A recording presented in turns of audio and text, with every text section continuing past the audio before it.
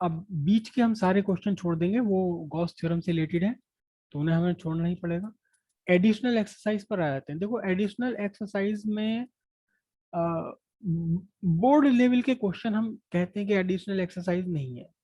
Board में इस additional exercise में से कुछ क्वेश्चंस आए हुए हैं, ज्यादातर क्वेश्चन इसमें से नहीं आए हुए। कुछ हल्के छोटे मोटे से क्वेश्चन हम कर लेंगे।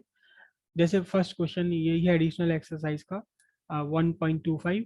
N oil drop of 12 excess electron is held stationary under a constant electric field of 2.55 into 10 power 4 Newton per coulomb in Millikan oil drop experiment. The density of oil is 1.26 gram per cubic centimeter. Estimate the radius of drop G equals 9.8 meter per square second. Electronic charge 1.6 into 10 power minus 19 coulomb. मैं पहले इनकी values लिख लेता हूँ, share screen से निकल जाऊंगा फिर बाहर। तो क्या क्या गिवन है? गिवन है हमें, क्या गिवन है? एक तो गिवन है 12 excess electron, number of electrons 12 given है। और क्या गिवन है? इलेक्ट्रिक फील्ड की वैल्यू गिवन है, E is equal to 2.55 into 10 to the power 4 newton पर कूलम। और साथ में क्या गिवन है? साथ में आपको डेंसिटी ऑफ ऑयल गिवन है, डेंसिटी ऑफ ऑयल रो की वैल्यू गिवन है कितना? 1.26 ग्राम पर cubic centimetre. Okay, charge, electronic charge और ग्रेविटेशनल एक्सेलरेशन आपको गिवन है। Estimate the radius of drop, radius of drop आपको फाइंड करनी है, आर की वैल्यू फाइंड करनी है। डिस्कस करते हैं कि ये एक्चुअली है क्या, पूरा का पूरा ये कहानी है क्या। ये कहानी फिर से एक और एक्सपेरिमेंट से जुड़ी हुई है। और जे जे थॉमसन ने तो ये बता दिया था क्या, कि every material contain a basic particle constituent particle electron. Electron का मास कितना है, इलेक्ट्रॉन पर चार्ज कितना है, चार्ज ऑफ इलेक्ट्रॉन, ये जे जे थॉमसन नहीं निकाल पाए थे। मास ऑफ इलेक्ट्रॉन ये भी उन्होंने कैलकुलेट नहीं कर पाए थे जे जे थॉमसन। बल्कि उन्होंने क्या कैलकुलेट किया था? उन्होंने इलेक्ट्रॉन के लिए charge to mass ratio calculate किया था।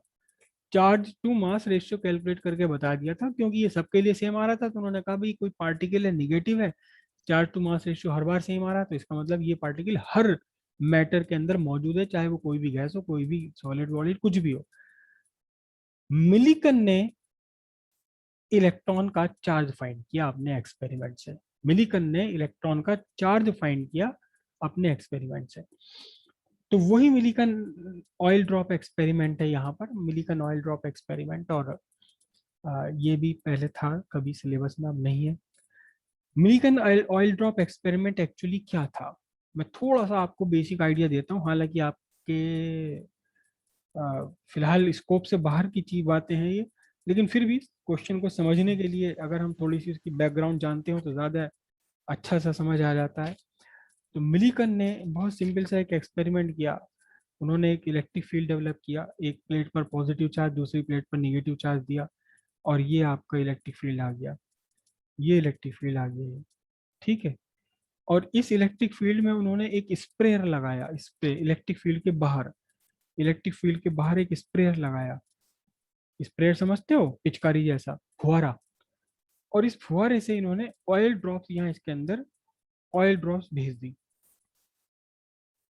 सीधी सी बात है, जब इस नोजल से, इस स्प्रे के नोजल से जब ऑयल ड्रॉप्स बाहर निकल रही हैं, ऑयल ड्रॉप, छोटी छोटी ऑयल ड्रॉप्स बाहर निकल रही हैं, तो क्या होगा? वो फ्रिक्शन के कारण उनमें निगेटिव चार्ज आ जाएगा, वो सॉरी चार्ज आ जाएगा। तो by the way in electron, in oil drops पर निगेटिव चार्ज आ गया, ये निगेटिव चार्ज आ गया।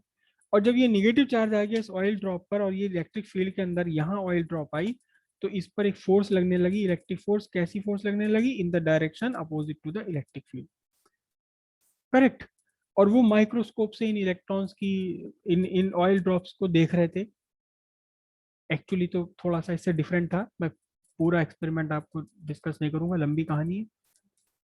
तो उन्होंने देखा कि यहाँ पर कोई एक एक जो ऑयल ड्रॉप है वो लटक गई, ना ऊपर जा रही ना नीचे जा रही। हालांकि ऐसा नहीं हुआ था, लेकिन फिलहाल आप ये समझ सकते हैं कि एक इलेक्ट्रॉन यहाँ, एक ऑयल ऑयल ड्रॉप यहाँ लटक गई बिल्कुल। तो कब लटक सकती है? जब इसके ऊपर ग्रेविटेशनल फोर्स और इलेक्ट्रिक फोर्स दोनों इक्वल हो, ग्रेविटेशनल फोर्स इलेक्ट्रिक फोर्स दोनों आपस में इक्वल हो, ठीक है। तो यहाँ से फिर उन्होंने, अब पूरा तो खैर मैं नहीं बताऊंगा आपको, टाइम लग जाएगा काफी सारा। तो इस ऑयल ड्रॉप पर चार्ज कितना होगा, इस ऑयल ड्रॉप पर चार्ज कितना है, charge on oil drop is equal to n ई।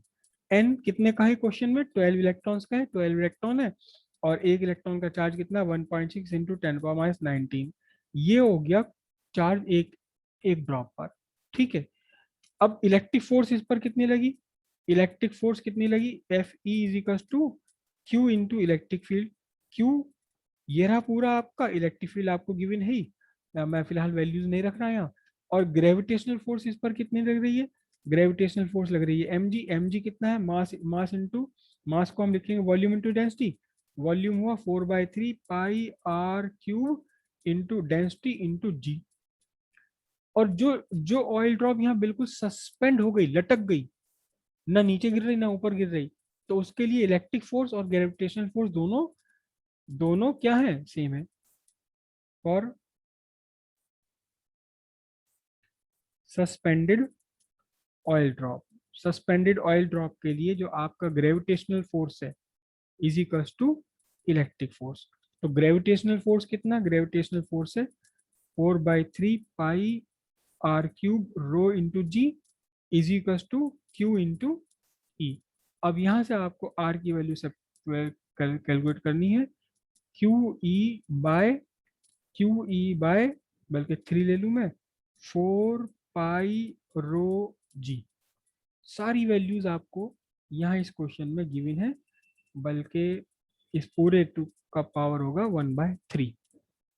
तो R is equal to 3, charge कितना गिवन है, 12 electronic charge, 1.6 into 10⁻19 coulomb.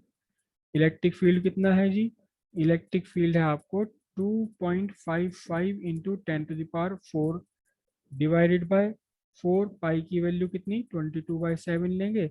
Density, density आपको ऑयल की डेंसिटी गिवन है ग्राम पर क्यूबिक सेंटीमीटर में गिवन है भाई, देखो ये ग्राम पर क्यूबिक सेंटीमीटर में गिवन है।